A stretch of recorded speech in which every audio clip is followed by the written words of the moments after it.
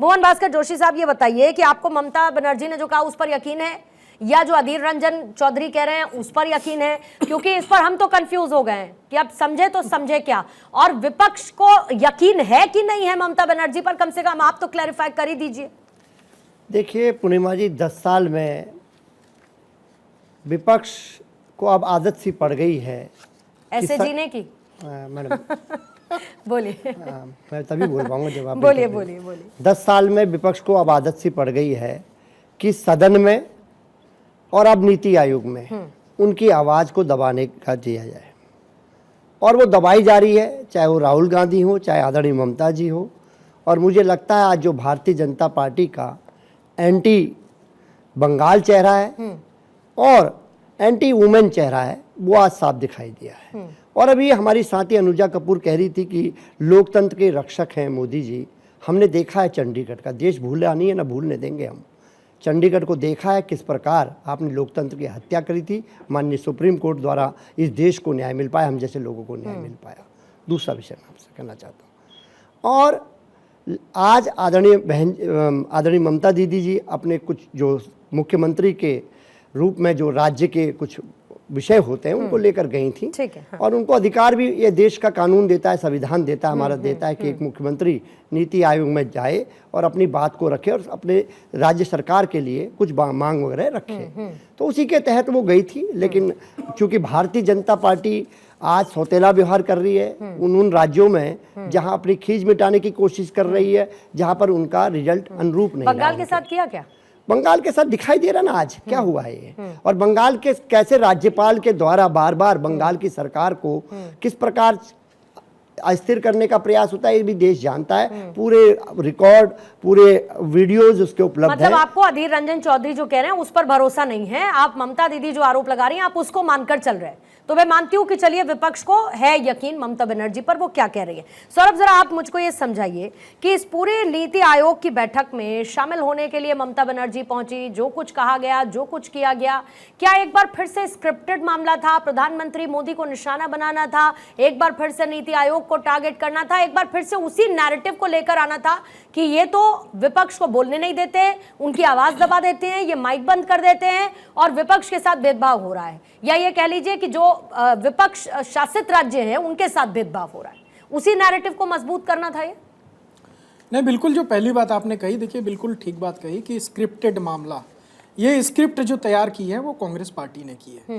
Congress party जो India block को है वो जो बहिष्कार बहादुर है उनका ब्रदरहुड बनाने की कोशिश कर रही है पूरी इंडिया ब्लॉक को, कि आप लोग बहिष्कार बहादुर बनिए। और बहिष्कार बहादुर का ये अवार्ड ले चुके हैं भाई। नई पार्लियामेंट बनी थी उसका बहिष्कार किया, प्रधानमंत्री की तमाम योजनाओं का बहिष्कार किया, अब अग्निवीर योजना पर जो जिस तरीके से उसका बहिष्कार कर रहे हैं। लेकिन एक बात ये लोग भूल जाते हैं कि जब आप लोग बहिष्कार योजनाओं का करते हैं, जब आप बहिष्कार पार्लियामेंट का करते हैं, जब आप बहिष्कार जो है ऐसी बैठकों का करते हैं, तो कहीं ना कहीं आप देश की नीतियों के साथ बहिष्कार कर जाते हैं।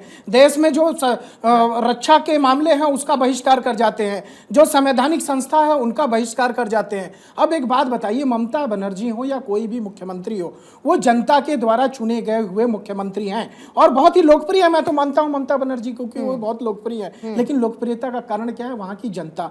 भैया उनकी जनता के जुड़े जो आर्थिक मामले हैं, जो उनकी शैक्षणिक मामले हैं, जिनसे उनका सशक्तिकरण हो सकता है, उसी बैठक का तो उसी के लिए बैठक थी, उसी में चर्चा होनी थी। और आप ये कह रही हैं कि भैया मुझे बोलने का समय नहीं दिया गया। देखिए कारण क्या है कि ममता बनर्जी जो है वो वन वे ट्रैफिक है, मतलब वो सिर्फ बोलना जानती हैं और सुनना नहीं जानती। आप एंकर हैं, आपने बोला, मैंने सुना, और जब मैं बोल रहा हूं आप शांतिपूर्वक सुन रही हैं। तो बैठक और कोई भी वाद विषय जो होता है वो चर्चा इसी प्रकार से होती है। लेकिन ममता बनर्जी चाहती है कि मैं बोलूं वही सही है। शर्तों के साथ शरारत करने का प्रयास जो है वो तमाम इंडिया अलायंस के लोग करते हैं, और वही ममता बनर्जी आज कह रही है कि भैया ये आयोग को ही बंद कर देना चाहिए, ये शर्तों के साथ शरारत करने की कोशिश की जा रही है। तो मेरा मानना है कि अगर वहां पर डिप्टी सीएम बैठे हैं, सीएम बैठे हैं, तो प्रधानमंत्री बैठे हुए हैं, पूरी सरकार बैठी है, इससे अच्छा अवसर आपको क्या मिलेगा अपनी शिकायत रखने का?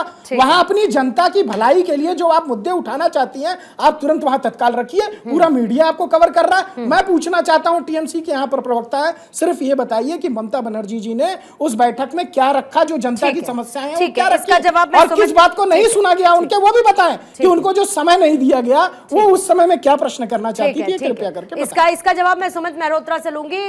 सुमित मेहरोत्रा, आपके पास आते हुए, लीजिए। नीति आयोग ने खंडन कर दिया उन तमाम आरोपों का जो ममता बनर्जी ने लगाए थे, ये कहते हुए 7 मिनट का समय था। ममता बनर्जी ने कहा मुझे कोलकाता वापस लौटना है, मुझे आप लंच से पहले बोलने दीजिए, और उनको पूरा समय दिया गया। अब बताइए किसका प्रोपेगेंडा झूठा और किसका सच्चा? पूर्णिमा जी, आप एक बात बताइए, नीति आयोग किसके अंडर में काम कर रहा है? केंद्र सरकार में। केंद्र सरकार में कौन है? माननीय मोदी जी। अरे Sumit ji, stop playing victim all the time sir. अरे कितना विक्टिम प्लेइंग करेंगे सर, कितना विक्टिम प्लेइंग करेंगे? हर कोई झूठा है, हर कोई झूठा है, सिर्फ आप लोग सच्चे हैं, सिर्फ आप लोग सच्चे। बाहर आके कुछ भी आप बोल देंगे और सबको आंख बंद करके मान लेना चाहिए। जो अथॉरिटी है वो बाकायदा प्रेस कॉन्फ्रेंस करके सब कुछ बता रही है, तो फिर तो आप तैयारी करके गए थे ना। मतलब आप नीति आयोग की बैठक में अपनी नीयत में खोट लेकर गए थे, मतलब आपकी नीयत में खोट था। आप ये तय करके गए थे कि हम नीति आयोग की बैठक में क्यों शामिल हो रहे हैं। पूर्णिमा जी, वहाँ पे जो मीटिंग चल रही थी, क्या वहाँ पे कुछ कैमरे लगे होंगे ना? कैमरों की आप जांच करा लीजिए। अच्छा। कौन सच है कौन झूठा है, क्यों नहीं कराते आप जांच? करा लीजिए। ममता बनर्जी ने रिकॉर्ड किया अपने कैमरे से, दिखा दीजिए। अरे फिर वो केंद्र सरकार की नीति आयोग उसमें मीटिंग चल रही थी, कोई हमारे यहाँ नहीं चल रही थी। विपक्ष की ममता बनर्जी ने आरोप लगा दिए। केंद्र के नीति आयोग है तो विपक्ष की ममता बनर्जी हैं। विपक्ष की तरफ से एक व्यक्ति वहाँ पे जाकर के अपनी बात करते हैं, उसकी भी बात नहीं सुन रही, उसकी भी माइक बंद कर देती है। चलिए आप बताइए, दिया गया था, अगर उनका 7 मिनट निकाल दें तो क्या ममता बनर्जी अपना इस्तीफा दे देंगी? आप इस बात की गारंटी ले रहे हैं? नहीं, आप देखिए, आप जब संवैधानिक संस्थाओं को बोलते हैं कि वो मोदी मोदी विरोध में, आप सारी संवैधानिक संस्थाओं का काम नहीं कर सकते। आपको किसी न किसी की बात पर विश्वास करना पड़ेगा। और अगर आपको पता है कि केंद्र सरकार के अधीन कार्य कर रहे हैं तो आपके पूरे इंडिया ब्लॉक के मुख्यमंत्रियों को जाना चाहिए था, आप लोग को एकजुट होना चाहिए था। अगर ऐसी कोई ताकत है तो आपको अपनी ताकत तो आपके पास है, उस ताकत के साथ आपको जाना चाहिए था। कमाल की बात करते हैं, संवैधानिक संस्थाएं झूठी है, प्रधानमंत्री झूठा है, नीति आयोग झूठा है, फिर ये क्यों कह रहे हैं कि नीति आयोग को बंद कर देना चाहिए? क्यों? क्योंकि उनको ये सफाई देनी है कांग्रेस को, इंडी ब्लॉक को, कि मैं तो गई थी, देखो मेरे साथ भी अच्छा नहीं हुआ। ये सिर्फ विक्टिम कार्ड खेला जा रहा है और इस तरह के विक्टिम कार्ड को जनता देख रही है। आप किसी भी बैठक में जा रहे हैं, जनता से जुड़े हुए जो वहाँ जनता के हित के मुद्दे हैं, आपको तो उनकी बात रखनी चाहिए थी। ऐसा कौन सा प्रश्न था जो 7 मिनट में नहीं हो पाया, छूट गया? कृपया करके बताइए अगर आपको जानकारी है तो। कौन सी महिला मुख्य, ये देखिए, अच्छा सीधा पूछ लेती हूँ, एक सेकंड मैं सीधा पूछ लेती हूँ। सुमित मेहरोत्रा, 7 मिनट में ममता बनर्जी ने नीति आयोग की बैठक में क्या क्या कहा बंगाल को? बस यही पूछ रहा हूँ मैं। देखिए पूर्णिमा जी, जिस तरीके से बंगाल को फंड की कमी है, वहाँ पे जो सुविधाएं मिलनी चाहती है, पिछली बार भी हम लोग को नेगलेक्ट करा गया था। और आप राजनीतिक उससे आप देखें तो पिछली बार भी इन लोगों ने हमें फंड पूरा नहीं दिया है, उसके ऊपर भी हम लोगों ने कि आप क्यों हमें अलग कर रहे हैं, क्यों नहीं बंगाल को विकसित बनाना चाह रहे हैं, हम लोग भी आपकी मदद करेंगे, पर नहीं, हमें आपको फंड नहीं दिया। बड़े बड़े कह देंगे। देखिए ये बात आपने 20 सेकंड में कह डाली, ये बात आपने 20 सेकंड में कह डाली सुमित मेहरोत्रा। अरे सुनिए ना, एक सेकंड थोड़ा कैलकुलेटिव होके चलते हैं। सुमित मेरी बात सुनिए, कैलकुलेटिव होके चलते हैं।